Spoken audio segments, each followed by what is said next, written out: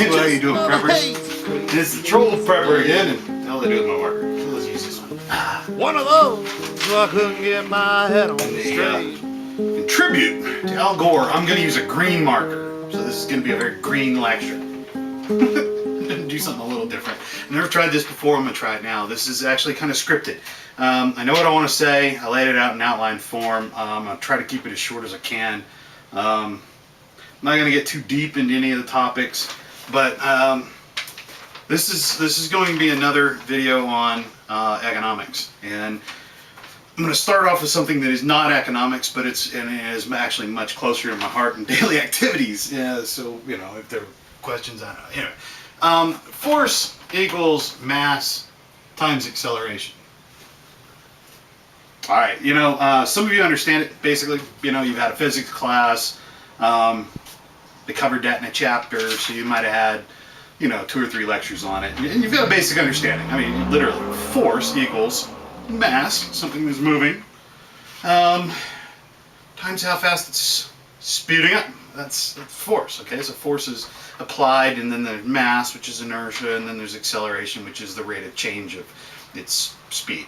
Anyway, some of you watching have actually studied this. If you are a physics major, or you were any type of engineering, but this simple looking but highly complex equation, actually very complex because of the forms it can assume, is the basis for all of modern physics and engineering. Not just mechanical, which is what I'm studying, but all engineering. From fluids, okay, so probably not electrical, but all right, so yeah, from fluids to thermo to you know, dynamics, specifically dynamics. That's the heart of it all. I'm not going to do any examples. This discussion is not about that. It's about what that is and what it represents. This is a very simple equation that defines everything about how things relate to each other in our physical universe. All right, let's get rid of that. That's not what we're going to talk about. What we're going to talk about is economics. And let's go with some of the biggest brains, or at least the people who get paid the most for being big brains. Let's talk about the Keynesian economists that are inhabiting the much vaunted halls of the Ivy League schools. Probably not just our Ivy League schools, but all over Europe. You know, this Maynard Keynes character, apparently he was a very smart man, and apparently he had a very bad idea. Alright, I'm going to outline it for you here. I wrote down what I believe to be his central core concept. Alright, so I'm going to read it verbatim as I wrote it, because I think it's pretty well written. When you break it down, it is simply this. That he proposes that central control of the basic exchange unit by a government can smooth out lows in the business cycle, and when you're at a low, you can add more currency, thereby manufacturing demand. So it's demand-based economics. Now there's a whole nother side to this. Maybe I'll cover it another, probably should actually. Is why, I'm going to show you why this is bad in this one, and then we're going to talk about why the supply side economics is good, because every time it's been tried, it's worked. This has failed every single time.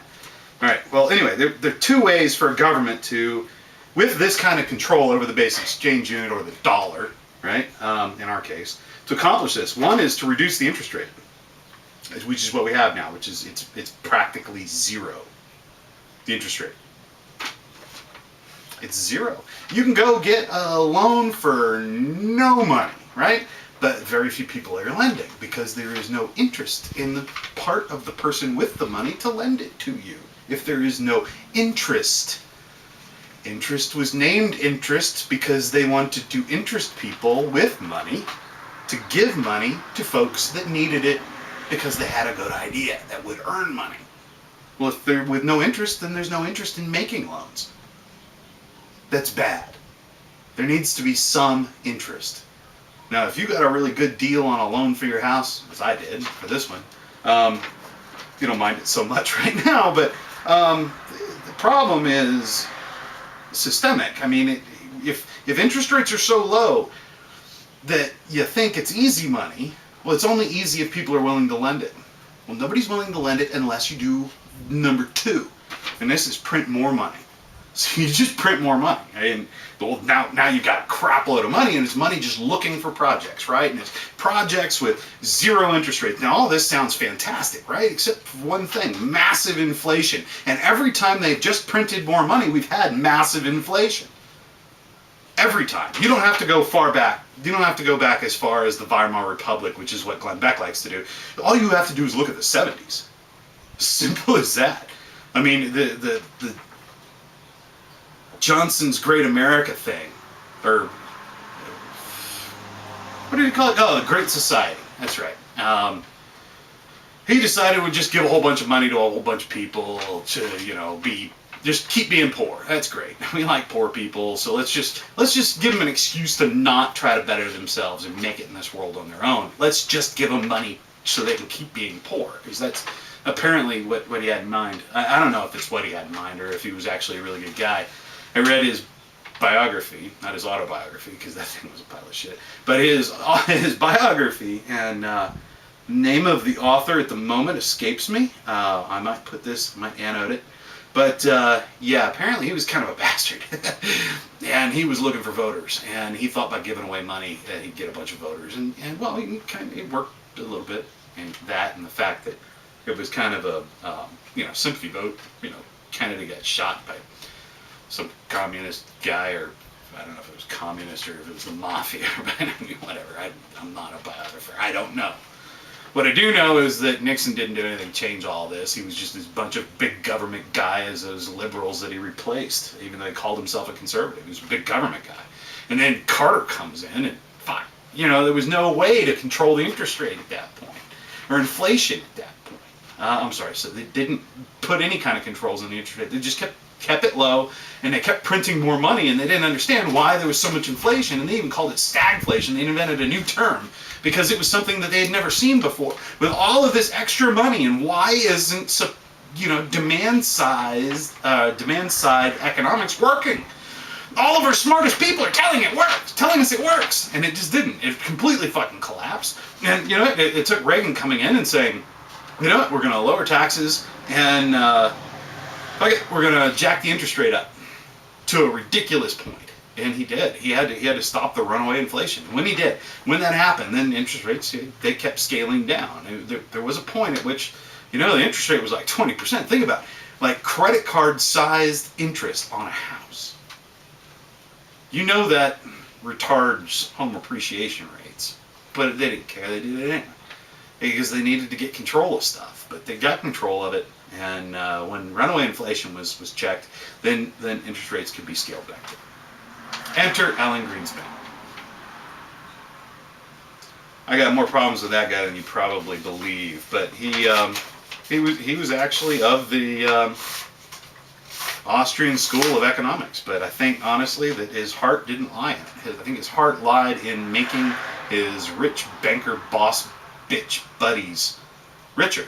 And hey, nothing makes money for the Federal Reserve than Federal Reserve notes, right? They just print them.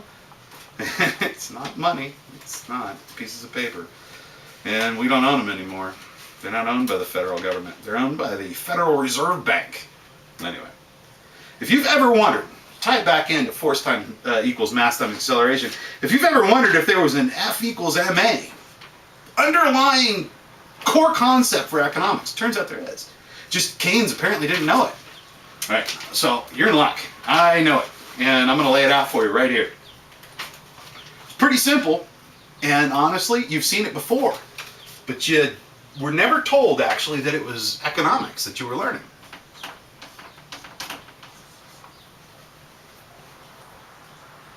There you go. Now, take this and just complicate it just a little bit, all right? So this is 1 plus 1 equals 2. Let's complicate it just a little bit, just a tiny bit. Call this revenue. I'm sorry.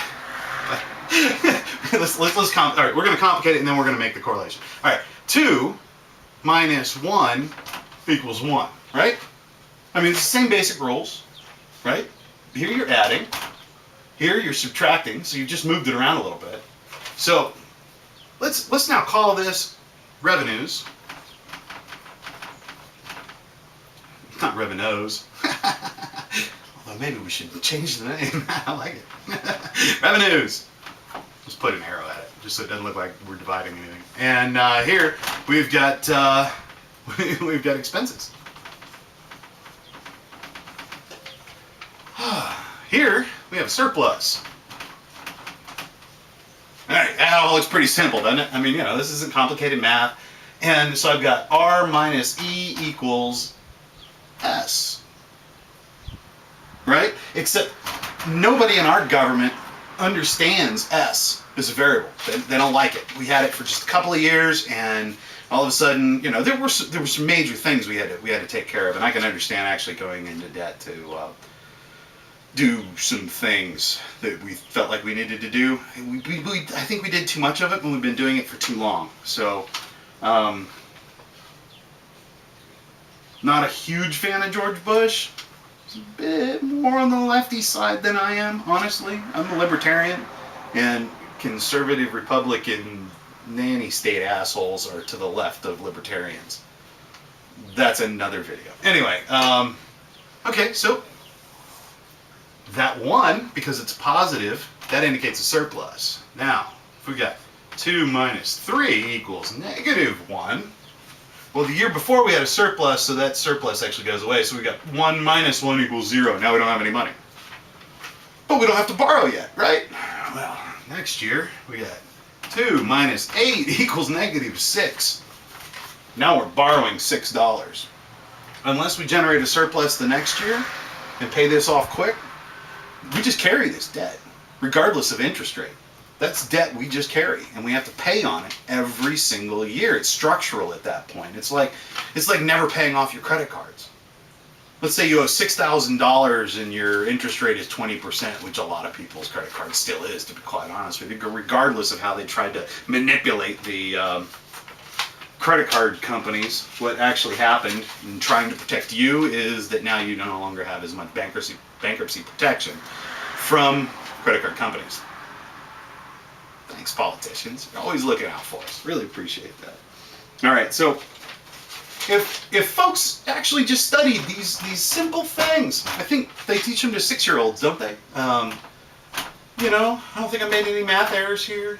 8, 6, no, 3, 2, no. These all look right. This is not a surplus. This negative sign is a fucking deficit. I think I've nailed it. I really have. I have taken force equals mass times acceleration, and I have simplified economics to the point at which we can all understand it. If you would, please send this video on to your congressperson or your senator. Please send it to Obama. I don't give a shit. And let them know that they're telling, when they tell us that 2 minus 8, and we only have 2, and we take 8 away from that, that's going to equal 16, not negative 16. They don't understand a negative. See, this is it right here. They don't understand this. To politicians, specifically liberals, D equals S. You understand the core problem. It fucking doesn't. It just doesn't. Okay. I'm gonna go get drunk now. I'm all worked up. Alright. Anyway, peace.